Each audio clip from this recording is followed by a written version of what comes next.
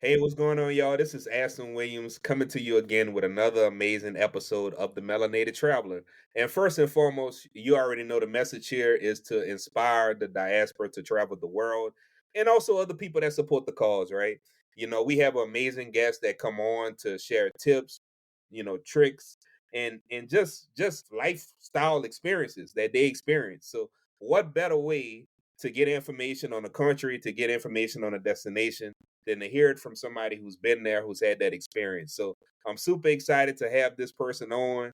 It's been a long time coming. Yeah. Timing is everything. Timing is everything, man. But I will say, like I told her off the air, and I'll say it in front of everybody. Like she's been one of the biggest supporters, of the show since its fruition. Since we started, she's been a huge supporter. So I'm super excited to have her on. So let me go on and give her the bio and the flowers that are due you know. So I have Breana Gibson, aka Breanabeautiful. She was born and raised in Rochester, New York. For Yeah. anybody who knows a little bit about Rochester, how close is that to Canada? I'm interested. It's like an hour and a half from Niagara Falls, 3 hours from Toronto. So it's Yeah, close. It's closer than to the city. Near the city, yeah. you basically there. You basically there. But she's currently actually this is about to change here pretty soon, y'all. So we gonna talk about that later in the show. But she's currently residing in Florida right now. Yeah. One of the amazing things, right, that people are trying to dive into now, and it's starting to become a popular thing now, right? She's a flight attendant, right? So she travels literally all over the world, right? And we're gonna get into that. But she's always had a passion for travel. I think one of the things that I truly love about her content is that it's authentically hers. Like what I mean by that is that when you look at her content, which all her social handles are gonna be down here in the show notes as well, and I'll let her blast out her social handles later on in the show. But it's truly authentic to her, right? Her experience, she shares her experience, the raw, authentic footage of every country, of every destination that she goes to. Actually, something to point out: her first international trip was in 2016 to Guyana, Yeah. which we gonna that as well. The thing about Guyana that a lot of people don't know, I just share it now is that country is actually an English speaking country in South America. A lot of people don't know that, which I do have that on the list, so we're gonna talk about that. But ever since she took that international trip, she's been traveling ever since. So I truly I hope I gave you the bio that you deserve, Yeah. but Thank you, thank you, thank you. yes, ma'am, yes, ma'am. So I mean, let's start off with this. Let's start off with like just your path, like that mindset, like that travel mindset, not even travel mindset, that exploration mindset, right? To want to explore different destinations, rather that be domestic or international. Like what throughout your life or certain occurrences that, caused you to start thinking that way. I mean, I've always wanted to travel. I didn't travel a lot when I was younger, but my mom did take us some places. Like we went to Myrtle Beach, we would go to New York City. She took us on a cruise, on a smaller scale. And then when I got to a certain age, I wanted to travel when I was still in Rochester, but I could not find people that wanted to travel. Even going to Canada, it's right there. I would want to go to Carribean in Toronto. And I started missing out because I was waiting for people to travel with me. And I got to a certain point where I decided I'm not going to wait on anybody and I'm just going to go. And I think when I did that and I just kind of started exploring on my own, it just opened up everything for me. And I just kept going. So, like you said, that first passport stamp I got on my own. I had been out of the country on a cruise, like I said, with my mom and my sisters. But that first passport stamp on my own in Guyana, and I stayed a week. I got there Christmas night, I think, Christmas night. And I stayed until like January 2nd, the day after New Year's. And after that, it was on. It was on. I just felt so behind because I wanted to travel so bad. And I could not find people from my town to travel with. It was always an excuse. And I was holding myself back. And after I stopped holding myself back, I've just been traveling since then. You know what's the crazy thing that you pointed out that you probably didn't even notice? The craziest thing that you pointed out is that, and we talked about it off the air too, and I'll share it. You meet so many amazing people when you travel, Yes. and it's so easy to connect with these people because you already share the same ideology and Yeah. philosophy, thought processes. And people that are a little bit, once you even leave your state, guys, Yeah. it's a lot of people I know that haven't even left the state of Louisiana. Once you leave your state, let alone leave a country, it changes your whole mindset from that It point forward. You does. can go back to that way of thinking that you had before. That's why travel is so amazing. So amazing. Yep. It's Absolutely. important. It's important to open up your mindset. Once you start, even just like you said, going to a different city, when I first left my hometown, I went to Norfolk State University for like a year and a half, right? Just being in another state in a different city, and people think differently. People are raised differently. So once you leave and you go around, you start seeing how different people are or how much you might have in common. And then you start leaving the country, that same thing. And then you start meeting other travelers. Like there are gonna be other people like you. People are the same everywhere, to be honest. We're all going through the same things. You just gotta meet those people. Yeah, definitely. And I met some of my best friends while traveling. Definitely. Mhm. So Guyana, let's stay on Guyana for a little while. So what made you choose? I'm very interested, like, because what's crazy is your journey to Guyana is probably the same way I thought about El Salvador. El Salvador is popular now with a lot of creatives, but back Mhm. when I traveled there, it wasn't. And my first international trip was El Salvador. Not too many people I know that I have met. Their first international trip was Guyana. So where did that Right. passion or that interest to go to that specific country came from? So that was different because when I moved to Florida, one of my friends, she was from Guyana. So she invited me to come. She said, "You should come." And I'm like, I don't know. She said, "Come, you can stay with me at my mom's house. I'm going to be there for the holidays. Just come." So I'm like, "All right, I don't think I even had my passport. That's the thing. Like, I didn't even have my passport. I got my passport.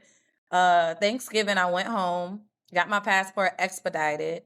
And I said, you know what? I'm going to go to Guyana. Why not? Like, I have someone there. I can have the local experience. It's still not even popular now. I would love to go back because I think it's grown a bit and it's so underrated. So I decided to go.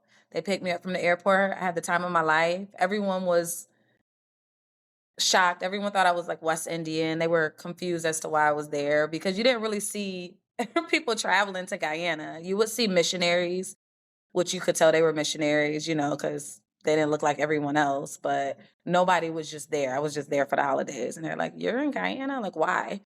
You're not from the surrounding area. You're just here." And I'm like, "Yeah, I'm just on vacation." But it was so great. Very cheap if you have USD. The food was amazing. Like I said, the people were nice. I'm not sure how it would have been if I just popped into Guyana on my own, to be honest, at that time, as far as moving around, because I didn't have to worry about transportation and getting around. They didn't have a lot of hotel options at the time, and I don't think they had Airbnb options yet. They do now. So I think there's like more things now. They have Summer Carnival now and they have other things going on. But after Guyana, that's kind of what pushed me to travel more. Once I had that experience, it just felt like home. It's the Caribbean.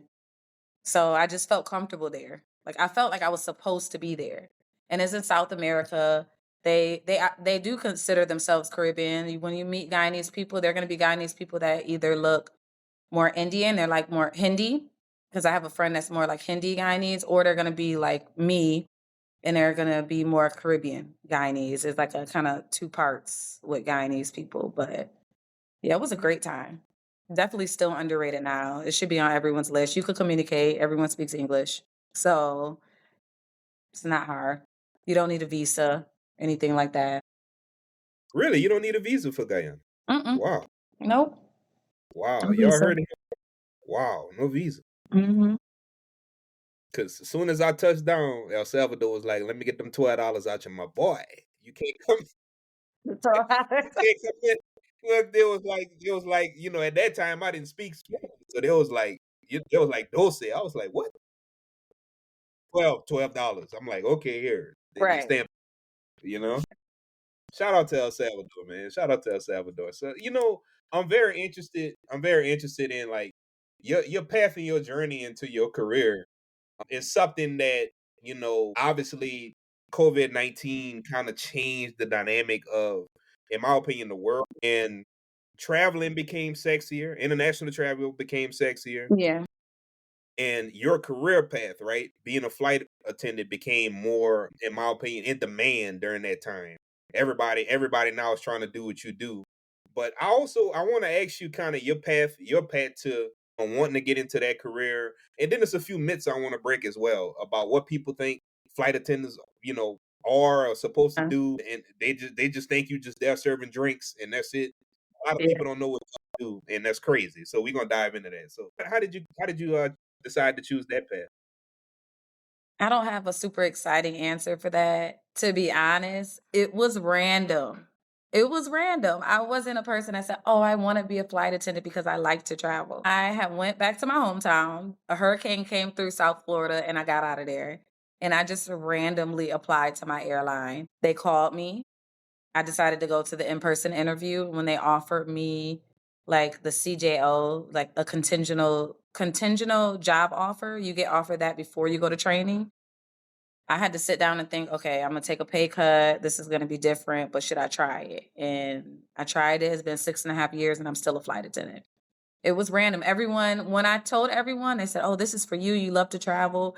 But at the time, the way I thought, I was like, "Well, I don't want to have to travel for work." Like it didn't, I don't know. For me, I'm like, I want to travel just for leisure. Like I don't want to have to travel for work. I might not like it. So I wasn't one of those people who wanted to be a flight attendant because I like to travel. I was already traveling, not the same as I do now because I have flight benefits. I have more time. I have more flexibility. But I was doing, weekend trips, extended trips from South Florida to Mexico or the Caribbean and all these places. But that's kind of how I became a flight attendant. For me, it really was just random. It wasn't like a dream of mine to become a flight attendant. Now I love it. It's flexible. I love the benefits. I love the benefits. I love not having to stand in security at the airports, especially in the US.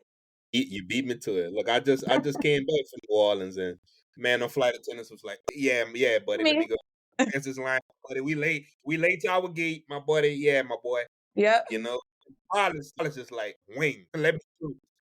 But yeah, shout out to the flight attendants. But Yeah. when I say this, and you're gonna know why I'm saying this because I already alluded to it already. Flight attendants, all y'all do is just serve the people, just give them drinks and snacks. That's all y'all do. Mhm. That's what people think.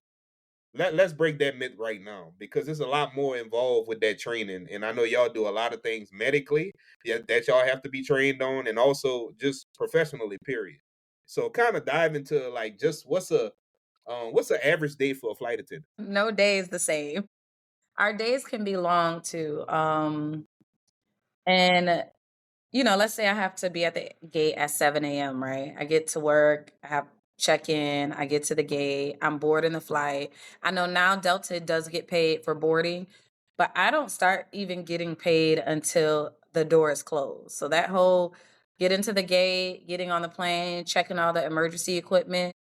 We have different areas of the plane where we check emergency equipment because in our training, that's what we have to learn. We have to learn where all the emergency equipment is on every type of aircraft we have for our airline. So bigger airlines, of course, have more aircrafts. How to use the emergency equipment. There's certain like medical CPR or different things that we have to learn. A lot goes into it. Aircraft familiarization, basically. In training, we don't go over service drinks and stuff. We don't go over that at all. They mention that at the end. That's like a 30-minute conversation where it's just like, okay, because if something happens, who's in the air? It's us. The pilots are not coming out. They're staying up front. So we have to figure it out. We have to figure it out. Hopefully there's, a doctor or somebody else on board that can help us also, but we have to figure it out. We have to know how to use the equipment. We have to know what questions to ask. We have to know what steps to take. But our days can be long. I don't start getting paid until that door is closed and we take off. So just the time from the door closing, us taking off to landing. Once that door opens again, I stop getting paid. So if it takes an hour for people to get off the plane, I'm not getting paid for that. If I'm delayed, if I get to the airport and I'm like, oh, okay, I'm going to San Juan today, and it tells me I'm 4 hours delayed, that's just 4 hours where I'm just there on my own time, on my own time, work, just for work, and I'm not getting paid. So our days can be very long, and we have a lot of unpaid time as a flight attendant. People don't realize that. It's a few things that I want to call out. Number one, first of all, thank you for everything that you do. I think that your career and position in particular is one that in recent events, and we're not gonna dive deeper into it, but I just think that a lot of times, a lot of now we've seen a few a few crashes this year. Yeah. I want to get your thoughts on that a little later as well, but I want to get back to the medical piece, and I just want to share this story, y'all, to connect it all together. I was headed to New Orleans to see my family, Mhm. and they had a older lady on the plane. In my opinion, being two seats behind her, I feel like she had like some type of diabetes or her sugar was low. Oh, She okay. went, she went in the shop. Immediately, the flight attendants were in action. They knew what to do. They did not have a doctor on this plane. They took care of that woman until she landed. By the time she landed, she was stable, and that's when the emergency services came in. So I just want to share that story as well. So, of course, they're gonna try to look for a doctor, but they are trained to handle certain situations like Yeah. that. So I want to commend, that Southwest crew on flight 2446 to New Orleans, man. Shout out to y'all. Shout out to y'all. So I Mhm. just want, but also I wanted to bring up the fact that um again, people think it's just snakes and whatever. I see it in the chat. I got y'all. I'm gonna ask her. One of the people in the chat want to know uh is that's not a myth, but I'll ask it. Can people tip their flight attendant? Can they what? Can they tip their flight attendants? Can they give you a tip? They can. They can. Yeah, they can. Cool. We'll probably say, "No, it's okay," but yeah, you can. You see my girl on the plane, man. You make sure you break her off with no break. Don't be cheap now. You Right. know what I'm Thank you. saying? Break her off now. Break her off. And a lot So of we people bring flight attendant gifts too. Like people do that, which is really nice. Yeah, they'll get on, they'll give us it could be candy or it could be like gift cards, maybe like $5 Starbucks. They usually bring 4 or 5, or it depends on how many flight attendants there are. They'll give it to us when they first walk on the plane and we'll kind of let everyone know. So people do that often and it's always nice. We always appreciate it, no matter what it is. It could just be a bag of candy for all of us to share. We'll appreciate it. So, and we'll remember you. We will definitely remember whoever brought it. So, yeah. that's something to note. That's something Mhm. to note. I wanna shift gears for a second, because one thing I like about Breana is she bring the vibe wherever she go. But one of the events that seems like you truly enjoy. We're gonna talk about Africa a little later in the Mhm. show, but let's talk about some carnivals because it seemed like Oh, yes. you be vibing and all. We got to talk about some of these locations for some carnivals because a lot Yeah. of people know being from Louisiana, back home, that's like the epitome, right, Mhm. of Mardi Gras and Carnival in the United States. But let's talk Yeah. about some international destinations that you had a chance to be a part of recently, actually. Let's talk dive into some Carnival, man. Some good places for people to. Yeah.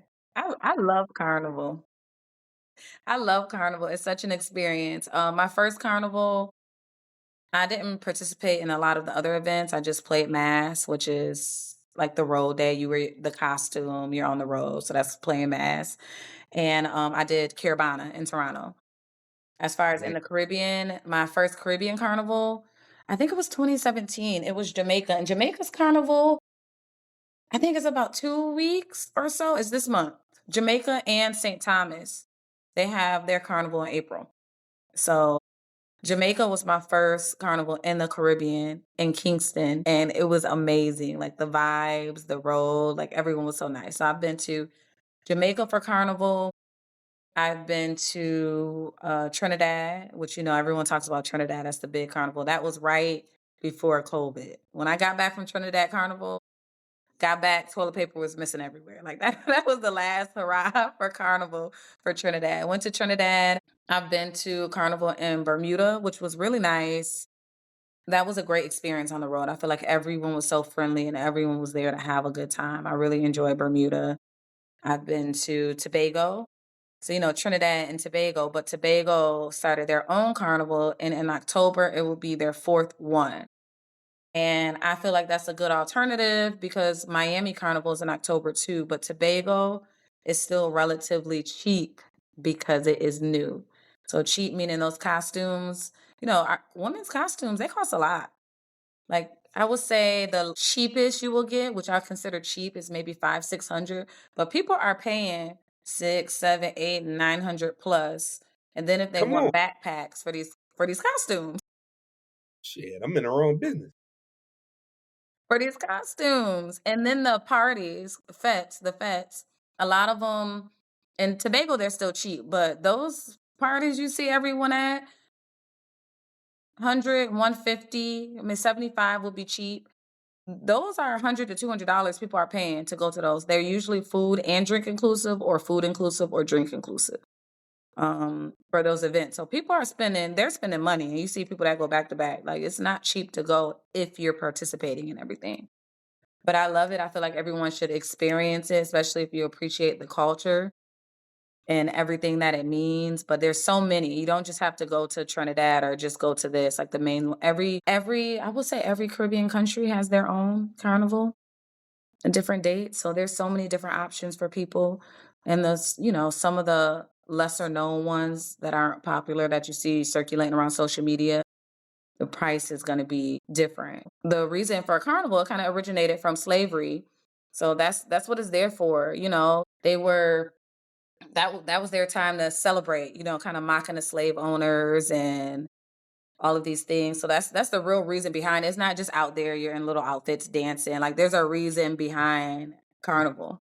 So we're all allowed to go. You don't have to be Caribbean. We're black, right? That's Yeah, the reason for carnival is for us. So that shit, anybody can that participate. shit got dropped off everywhere, Yeah. Exactly. all along the coast in the Caribbean and Yeah, the exactly. everywhere. Everywhere. Exactly. I'm interested. You brought up something that a lot of maybe a lot of people don't know this, so I want to kind of get your feedback on this. Mhm.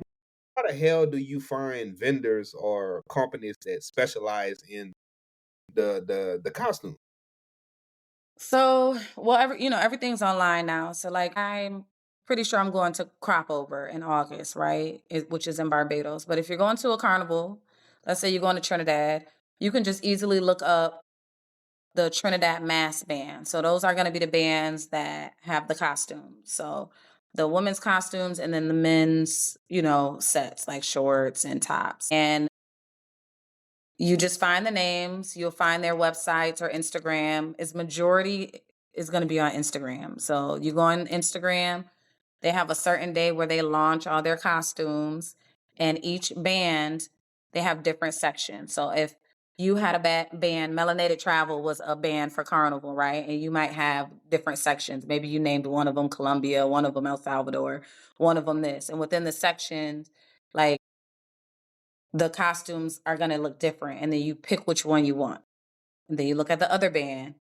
You look at the other band, and you kind of just choose a band, you choose a costume, and you register with them and you pay. But you don't get your costume, your items, until you're there.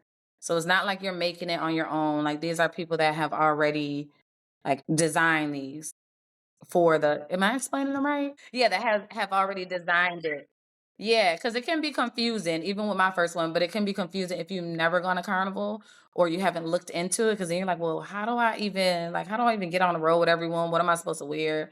Who makes it for me? But no, there are bands, there are people designing, there are designers for these different bands, and you choose a band. If you're like, okay, I love this costume in Breana's band that she has, they're big name bands usually. They're usually the same bands each year. There might be new ones. But I was in Lost Tribe for Trinidad. It was their costumes are a little different. Like, they want it to be kind of more how it was back in the day. So they're not like really the small like bikini costumes. They're more elaborate and more cultural. And that was the band that I went with for my first time in Trinidad, and more creative.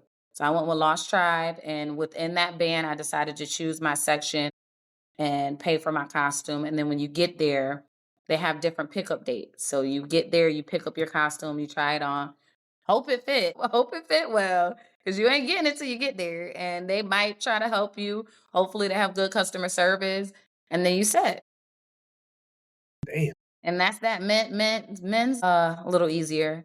It still costs some money because we Yeah, pay so man, I'm much for trying to ours. dress up too. Yeah, I'm trying to, Yeah, you have yeah, like don't worry usually a about tank the top, body. shorts, but yeah. So it's not hard once you know. You just look up the bands. If you're thinking about going to a carnival, look up that carnival, look up the bands, and follow all of their Instagrams. And they'll have certain dates where they launch. So it might be 6 months before where they actually launch their designs, and that's when you start deciding, okay, what do I want? What I want to pay for? Parties. They start launching those tickets. Different carnivals. Some is harder to get into. Trinidad tickets for stuff like sell out like that. Like it's like a Oh yeah, marathon. It's yeah, stressful. yeah. It's Shout stressful. out to Lex. Shout out to Lex, man. Shout out to my homie, man, in Trinidad, man. Shout out to him. He Yeah. been trying to keep me there for a minute, man. I gotta, it's so hard not to go back home for carnival, but I gotta get over there because it's Yeah. normally around the same time. Yeah. They have an event before Carnival too. That's more local. I think it's called Soca. It's in January in Trinidad. And that could be something you can try too. But Trinidad has good food too. They have good food over there. They have good food over there. Good oxtail. What's your favorite dish over there? I like the doubles over there.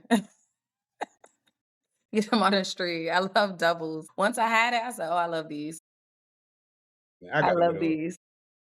So we talked about carnival, we talking about doing your own thing. And one thing I noticed is you do a lot of you do groups, with your friends every now and then, but you do a lot of solo travel, as a woman.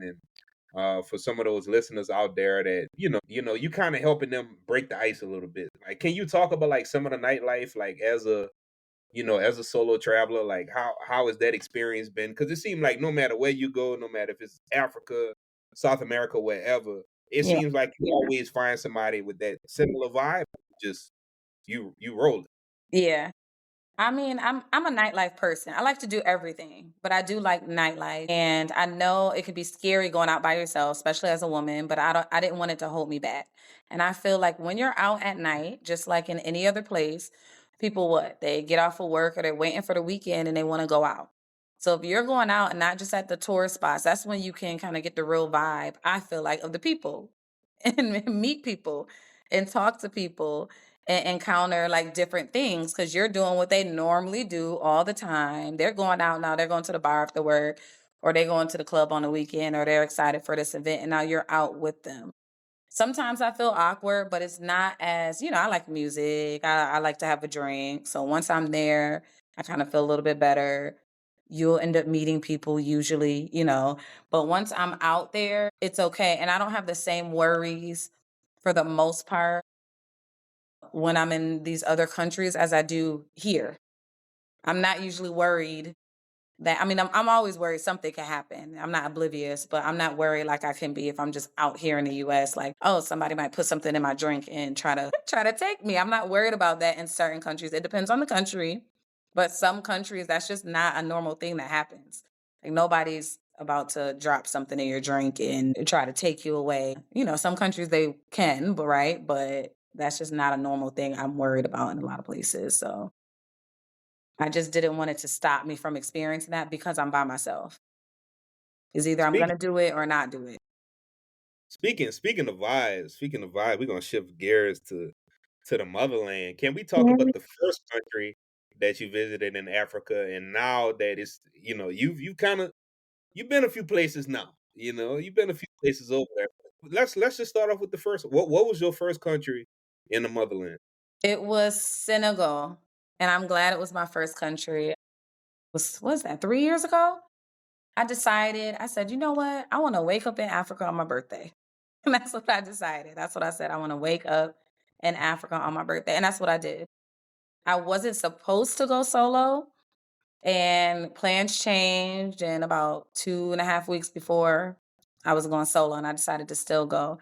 And so I went to Dakar. Senegal, they speak Wolof and French. I do not speak any French, and I don't speak Wolof because I'm not Senegalese. And Wolof is a spoken language, not a written language. And not everyone speaks French. It's not like you go to Colombia and you could just pull out Google Translate. It's not like that. Some people speak French. I think it just depends on education level. It is an array of things, and not everyone is going to be able to read the Google Translate that you bring out. So that's just a whole another ball game. So I was popping up in Africa, didn't know the language. I ended up meeting a lady online, Tamara. She's amazing. She travels everywhere and she loves Senegal and she gave me so much information and I talked to her so much that she just ended up kind of linking me up with people and I feel like my trip would not have been the same without her. She wasn't even there when I got to Senegal. I stayed an extra few days to meet up with her. I had a great time. I ended up staying in Senegal like an extra 5, 6 days. And I know everyone's like, your first time in Africa, it's gonna feel so emotional, feel like this. And I'm not an emotional person. But once I landed and like I was there, like I felt it. Like I felt when I was in Senegal, I'm like, oh, this is the feeling that people have. Like this is where I'm supposed to be. You know what I'm saying? Like I felt like I was home. And, I wish I knew exactly where I was from, right? Because you never feel, or I don't always feel like 100% like in place when I'm in the US because this is not where we're supposed to be, right? But it just felt so nice where everyone looks like you. You could just move around. And then the vibe when you're in Africa, just going to certain places, like just the music at the restaurants or certain things. You're like, okay, this is how it would be if we were just around our people. If we could just be how we wanted to be. But Dakar is definitely a nice city. It can be, I think it depends on the type of traveler you are. I didn't really encounter too many issues, but I just do your research. They do have ride share now. I think that made it easier. I didn't attempt to use taxis. I feel like if I attempted to use taxis, I would need to at least know some phrases in Wolof because they're going to try to overcharge you. So I didn't even try. Or you can get drivers, but I was okay calling a Yango is Yango, a Heech. I don't know if they have another one. Paying cash, stay in the main area. If you're paying attention and you're researching, you'll be fine. You'll be fine at the car. You won't have any issues. Yeah. I think what excites me about going to the motherland this year is the fact that to see people that look like me when I'm no longer the majority.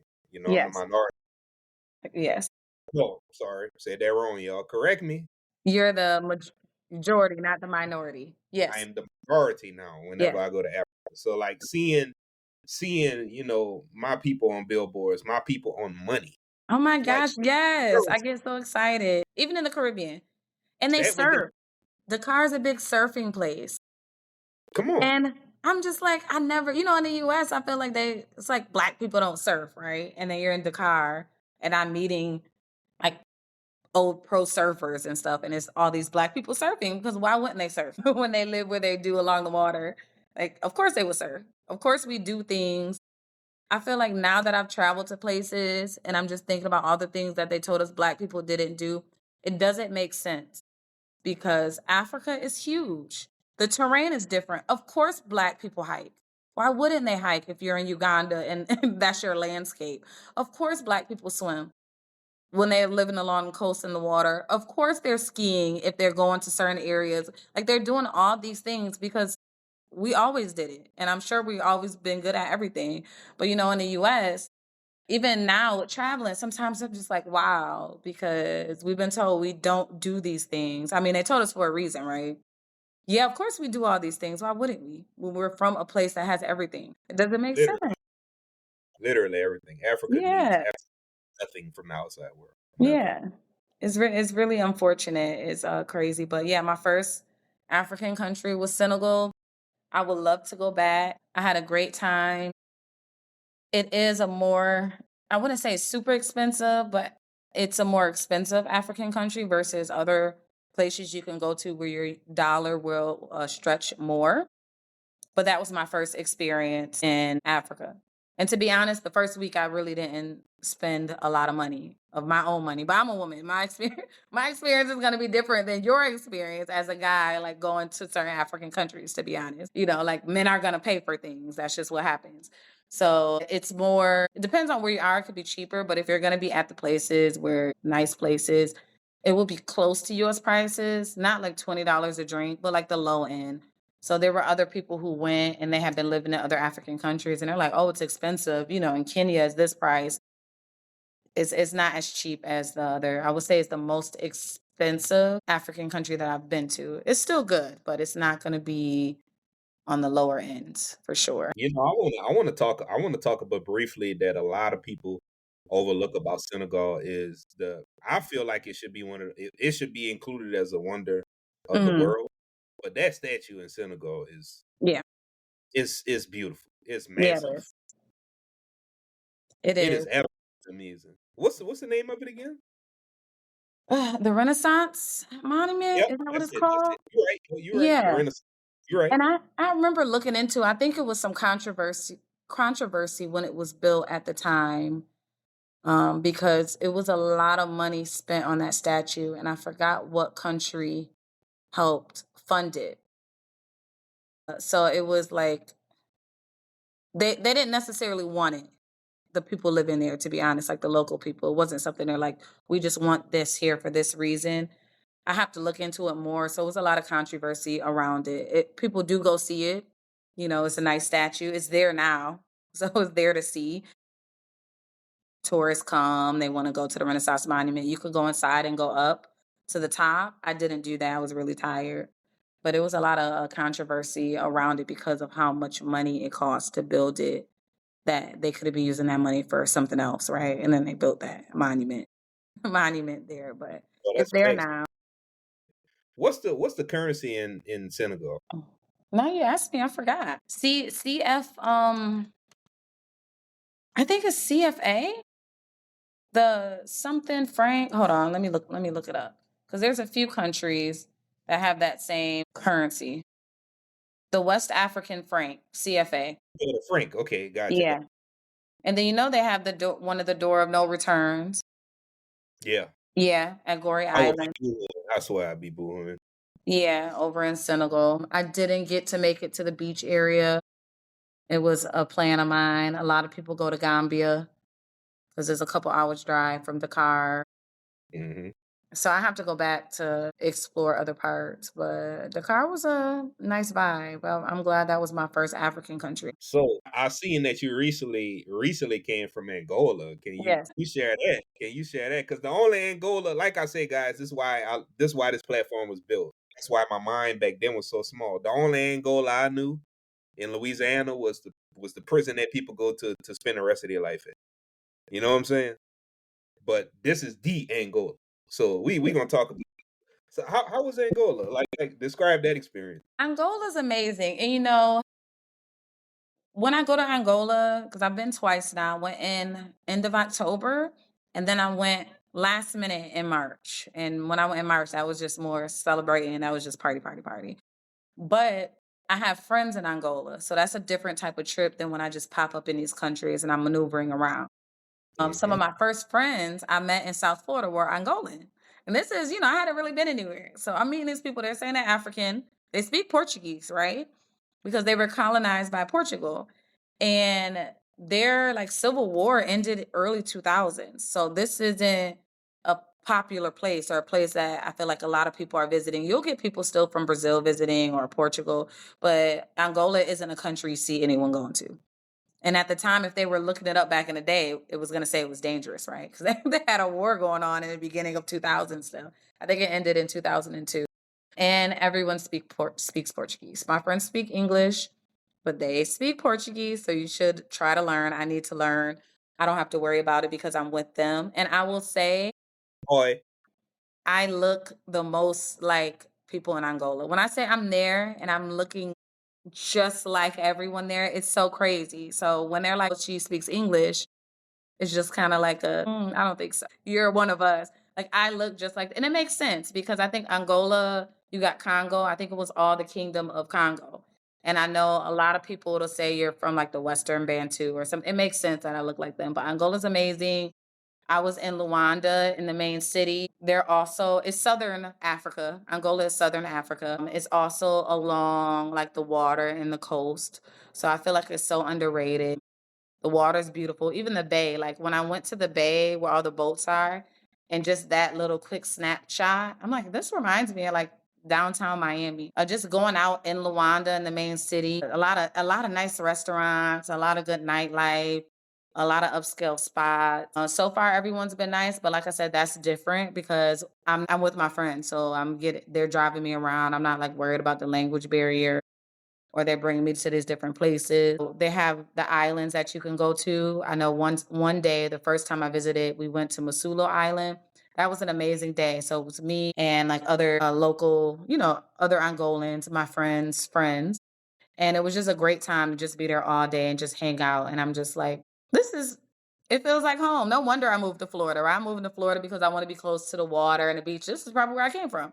This is probably Fact. where I'm trying to get back to, It's gonna you lead know? me to the next point. I gotta get it in. By the way, I am not an affiliate of African ancestry, but African ancestry, if you are listening, I've always promoted you. You know what I'm saying? So listen, like I actually just got my results back from African ancestry. I did a maternal side, and I hail from Nigeria, like the Fulani people. So I think you should check it out. I I can need send to, you, yeah. yeah, man, you need to check it out, and it's absolutely amazing. It makes you feel like you're a part of something. And I also want to give a quick shout out to the Black German Traveler because she's from Angola as well. So shout out to her as well. But just to shift like, what's some things to do? I want to stay on that for a second on that country, mainly because it's not highly touristic. So like, what's some things that people should check out? When they land, or some things that they should do. So I'm not gonna lie, I be partying a lot in Angola. And I do want to go back and explore different cities because they do have a lot of like nice nature, but you have to get outside of Luanda. Mhm. But if you're just landing, you're in Luanda, Angola, definitely go down by the bay. I forgot, I think it's Ilia de Luanda. I forgot, but like the bay area, like they have this long boardwalk. It just looks so beautiful there at night. And they have different restaurants along the bay. That's also where they have the big I Love Luanda sign, and they have the different museums. And I believe it's the fort there that you can see. I would definitely go to Masulo Island. I say that's a must. That's a must. I can't remember. I'm trying to remember the name of this area that I went to. We stopped there along the way to, there's a safari, but the safari is like a smaller scale safari. That was my first safari. I did go to the safari. It was maybe like a 2 hour drive. And you can stop at, I forgot what it's called, but the landscape is like so beautiful. Like it's the rocks are like orange and like they're like light brown and orange, and you can stop there and look. I think you can go to a different area and go deeper in. We stopped there along the way to the safari. I'm trying to find the name.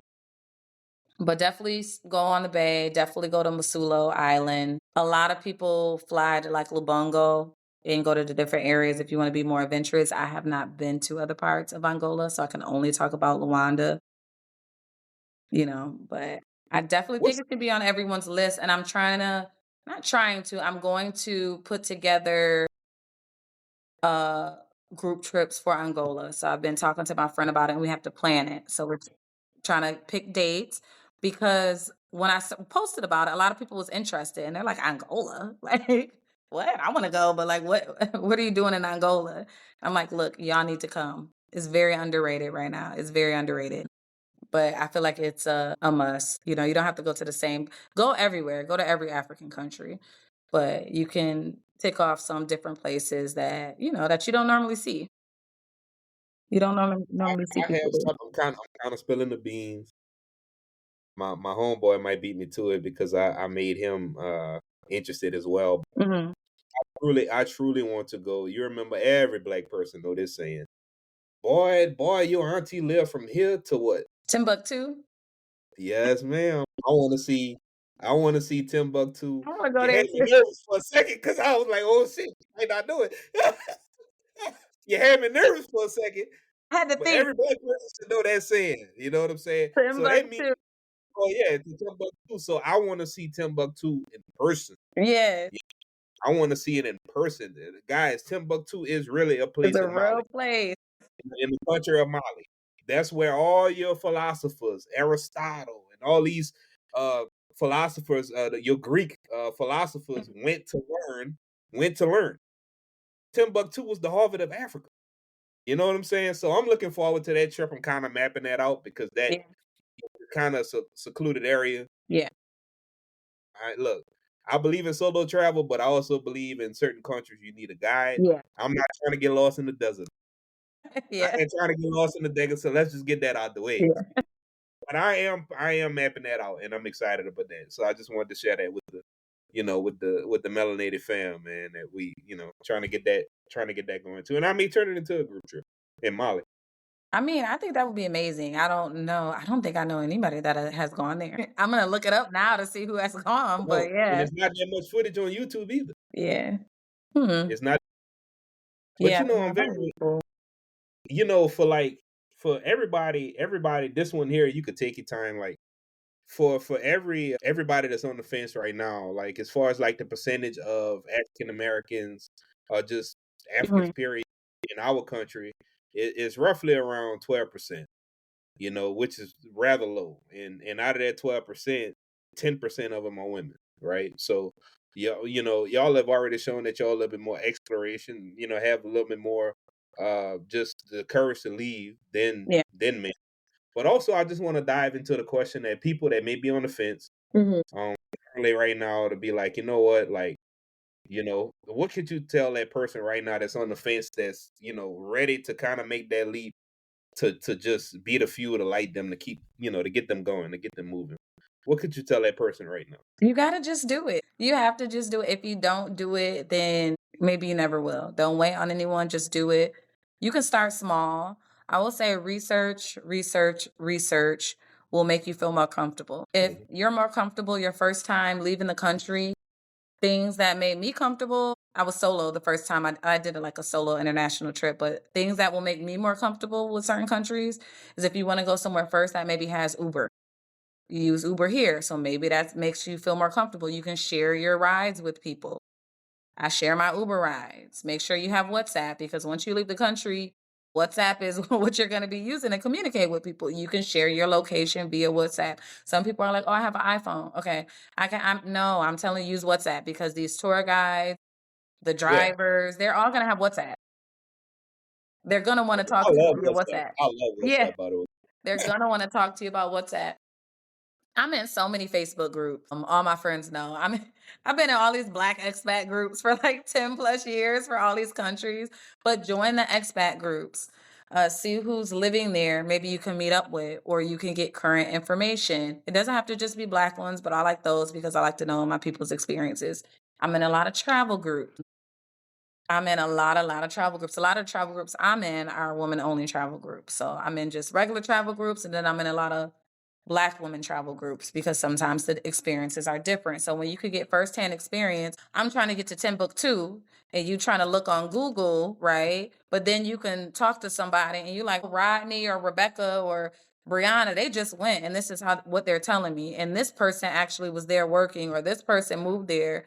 Like now you're getting like this more current firsthand information. But research, research, research. You can do a quick weekend trip. I think once you go somewhere, you get the Uber, like meet someone, maybe set up tours. You don't have to do a lot, but maybe do one or two tours if you feel like you might be uncomfortable. But once you do it, I feel like that'll just be the next stepping stone for you to go other places. But if you keep waiting, you're just gonna be waiting or waiting on people, you're just gonna be waiting. And now that I've traveled, I meet so many other people that travel. There's other people that want to travel, that want to get out and having the same interests as you. Once you start meeting other people that want to go places or want to meet up with you, link up with you here, you're good. Now I have people all over that travel to so many different countries. They're on country 70 and 65 and I'm like, Yeah, goodness, I know a few. I know a few. yeah. So it's so crazy once you start traveling and speaking to people and meeting people and it's just so much of the world to see. And I think But if yeah, you're interested in seeing it and learning about it, I know there's different types of travelers, but learning about it, I feel like, and you have a passion for it, you're just going to continue to do it. it's a saying: the world is a book, and for those that don't travel, they only read one page. That's Yeah. complex. But Yeah. I want to take this time out. I want to take this time out for you to, how can we support you? How can we follow you? Blast out all your social handles. Again, all your information is going to be in the show notes, but I just want to take time out to just be able to, blast out anything you want to blast. How can we support you? How can we follow you? Well, you said my Instagram handle already. You can follow me on Instagram, Breanabeautiful. I'm going to start planning some group trips. I want to host group trips. One of the first ones will be to Angola with me and Lost in Angola, I believe is the Instagram handle. Y'all can go follow as well. We'll be working together to plan the group trips to Angola because I want to get on that and the whole travel agent thing that I'm trying to get into. But hosting group trips is going to be my next step.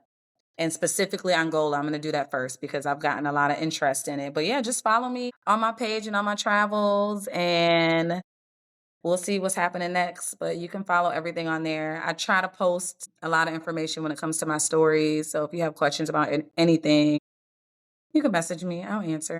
I love talking about travel. You will. You will. You Yeah. will. But also something else y'all can do, man. Hey, listen, if you truly enjoyed the show, I want you to go ahead on and you love this episode, right? Go ahead on and be sure to write a reviews. Like the reviews are something that's really, really big. And I don't think I ever asked this on the show yet. Right. So like for those that really been vibing with the show or you're new to the show, this is your first episode that you ever listened to. Like whatever platforms that you like to listen on, whether that be, Spotify or Apple Podcasts, that's some of the major ones, iHeartRadio. Be sure to write a review.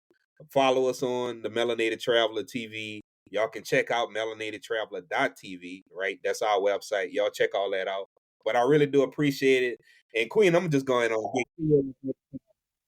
I can't hear you. Something happened with the mic. I can't hear. Yeah, that was the hand Okay. clap. I was like, what is that? Give you a little hand clap, man. But no, I appreciate you and look forward to vibing with you. I'm actually, I'm actually planning Oh, next okay. year. Okay. Yeah, you already know where it's gonna be. Yeah, plan that out though. But I think it'll be fun for all us to vibe together. I And think you so. already know that, and also looking forward to supporting you in any way I can. So, but y'all know my motto. I'll see you at the top because the bottom is just too crowded. Peace, y'all. Have a good one. Bye I either see bye. you or I'll see you around the world. All right.